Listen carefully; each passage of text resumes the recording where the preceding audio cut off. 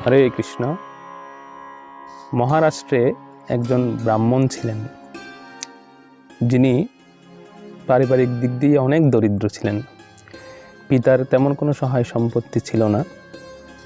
তো ছোটবেলা থেকেই সেই ব্রাহ্মণ কুমার বৈষ্ণব সেবার প্রতি খুব আকৃষ্ট ছিলেন, যেহেতু তিনি শুনেছিলেন এক সাধুর মুখে যে যদি কেউ ভগবানের ভক্তের সেবা করেন তবে তিনি অনায়াসেই মুক্তি লাভ করতে পারেন এবং ভগবানকে লাভ করতে পারেন। তো সে থেকেই সেই মহান বৈষ্ণব বা ব্রাহ্মণ তিনি সাধু সেবার প্রতি খুব আকৃষ্ট ছিলেন। তো এইভাবে যখন উনি সাধু সেবা করতেন, যেহেতু পারিবারিক খুব দারিদ্র ছিলেন, তো সেহেতু সাধু সেবা করতে গিয়ে দেখা যেত তার নিজের ব্যবহারের জন্য বা নিজের প্রয়োজনের জন্য অনেক সময় তার ধন সম্পদ থাকতো না বা দরিদ্র হয়ে পড়তেন। তো পার্শ্ববর্তী গ্রামবাসীরা বা নিজের গ্রামবাসীরা তখন সেই ব্রাহ্মণকে অনেক গালাগাল দিত, নিন্দামন্দ করত। তারা বলতো যে দেখো, তোমার নিজের কোনো ধন নেই, তেমন পৈতৃক কোনো সম্পত্তি নেই, তথাপিও তুমি বৈষ্ণব সেবার জন্য বা বৈষ্ণবদেরকে সেবা করার জন্য তুমি যে এই অনুষ্ঠান করো, তাতে তোমার কোনো কল্যাণ হবে না। তো এইভাবে তারা বিভিন্ন সময় সেই ব্রাহ্মণের নিন্দামন্দ করত। তো যেহেতু তিনি বৈষ্ণব সেবার প্রতি খুব আকৃষ্ট ছিলেন, সেহেতু তিনি তাদের সেই কথায় কর্ণপাত করতেন না। তিনি অকাতরেই বৈষ্ণবদের দান, তাদের সেবা, তাদের পূজা এগুলো করতেন।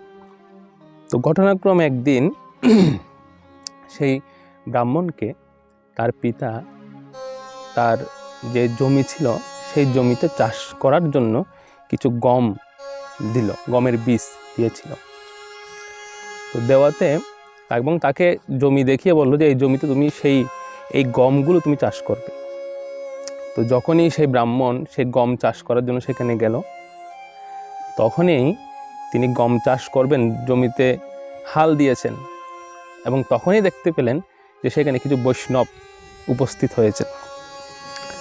যখন বৈষ্ণব উপস্থিত হয়েছেন এবং সেই বৈষ্ণবরা ওনার কাছে এসে বললেন যে আমাদের ভোজন করাও, আমরা খুবই ক্ষুধার্ত, আমরা পরিভ্রমণ করতে করতে আমরা খুবই ক্লান্ত। তো তখন সেই ব্রাহ্মণ কী করলেন, সেই গমের বীজগুলো চূর্ণ করে সেই আটা দিয়ে তাদেরকে ভোজন করালেন এবং তাদেরকে যথাযোগ্য আপ্যায়ন করলেন। তো এই ঘটনা ঘটার পরে সেই ব্রাহ্মণ বৈষ্ণবদের বিদায় দেওয়ার পরে তিনি চিন্তা করতে লাগলেন যে এখন আমার পিতা আমাকে গমের বীজ দিয়েছিল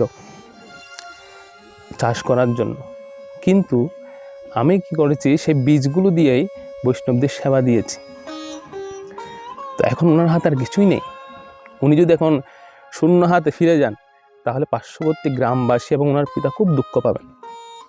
তো তখন তিনি কি করলেন, এবং ওনার সঙ্গে সেই মাঠে চাষ করার জন্য অনেকে এসেছিল, তো তারা যদি দেখে যে উনি খালি হাতে ফিরে যাচ্ছেন, তখন তারা অনেক নিন্দামন্দ করবে।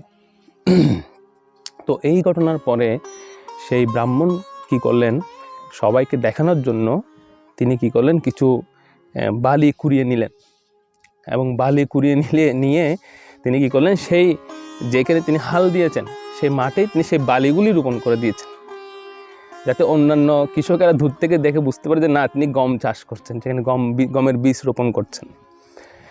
তো এটা দেখে তখন সবাই তখন দূর থেকে দেখছে যে উনি বীজ লাগাচ্ছেন। আসলে উনি বীজ লাগাচ্ছিলেন না, উনি বালিগুলোই দিচ্ছিলেন শুধু লোক দেখানোর জন্য যে তিনি চাষ করছেন। তো তিনি চলে এসেছেন যথারীতি এবং সব গ্রামবাসীরা খুব খুশি যে সে চাষ করে ফিরে এসেছে বাড়িতে। তো এখন বাবাকে তিনি বলছেন যে, বাবা তাকে জিজ্ঞেস করছে তুমি গমের বীজগুলো লাগিয়েছো? তখন সেই ব্রাহ্মণ কুমার বললেন, হ্যাঁ বাবা, আমি আপনার দেওয়া সেই বীজগুলো রোপণ করে চলে এসেছি। তো এদিকে ওনার সমকক্ষ যে চাষিগুলো ছিল সেই ব্রাহ্মণ কুমারের, তারা এসে তার বাবাকে বলল যে এবার তোমার ছেলের ক্ষেতে যে ফসল হয়েছে ও কোনো কৃষকের ক্ষেতে সেই ফসল হয়নি। এবং অদ্ভুত একটা বিশাল ঘটনা ঘটে গেছে যে যেখানে তিনি বালি রোপণ করেছিল সেখানে বিশাল ফসল হয়েছে গমের এবং প্রচুর পরিমাণে ফসল ফলেছে। তো ব্রাহ্মণ কুমার তো প্রথমে চিন্তা করছে হয়তো কৃষকরা তার সঙ্গে ঠাট্টা মস্করা করছে বা তার সঙ্গে তাকে অপমান করছে। তো বাবাও চিন্তা করছে, কী ব্যাপার, একটু দেখে আসা যাক প্রকৃত ঘটনাটা কী। তো যেই সেই ফসলের মাঠে আসলেন এবং সন্তান সেই ব্রাহ্মণ কুমার সহ দুজনেই দেখলেন সত্যি সেখানে এমন ফসল হয়েছে গমের, যে কোনো কৃষকের ক্ষেতে বা মাঠে এই ধরনের ফসল ফলেনি। তো এটা দেখে দুজনেই অবাক, এবং তখন সেই ব্রাহ্মণ কুমার কান্না করা শুরু করলেন, এবং কান্না করে তার বাবাকে বললেন যে বাবা দেখুন, যে আমি আসলে এখানে কোনো গম চাষ করিনি। যেটি সত্য কথা সেটা তিনি বল, যে আমি এখানে কি চাষ করেছি, আমি এখানে বালি রোপণ করে দিয়েছিলাম। পুরো ঘটনাটা বলার পরে তিনি বললেন যে আমি বৈষ্ণবদের ভোজন করি, আমার কাছে আর কিছু অবশিষ্ট ছিল না, সেজন্য আমি লোক দেখানোর জন্য এখানে বালি রোপণ করেছিলাম, আর সেই বালি থেকেই এই গমের ফসল ফলেছে। তার মানে দেখুন, যে আমি যে বৈষ্ণব সেবা করি বা কেউ যদি বৈষ্ণব সেবা করে প্রকৃতপক্ষে, তাহলে ভগবান তার উপর সন্তুষ্ট হন এবং ভগবান তখন তাকে সেই ফল প্রদান করেন। যেহেতু ভগবান নিজেই বলেছেন অহম ভক্ত পরাধীন, আমি ভক্তের পরাধীন।